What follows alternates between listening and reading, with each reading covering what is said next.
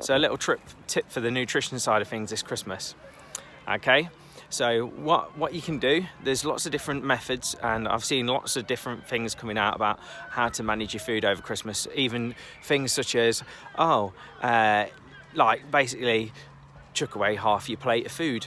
No, we don't need to do that. Look, listen, instead of stacking your plate up piled really high like you normally do, maybe just fill it up a little bit less. Okay, eat it all, let it go down.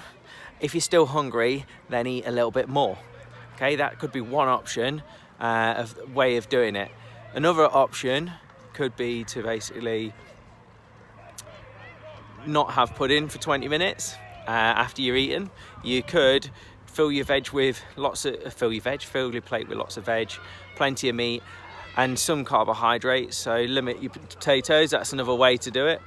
There's lots of different ways and tactics you can tackle this. It's quite simple. Just choose one, keep it simple, whatever you think is going to be the easiest.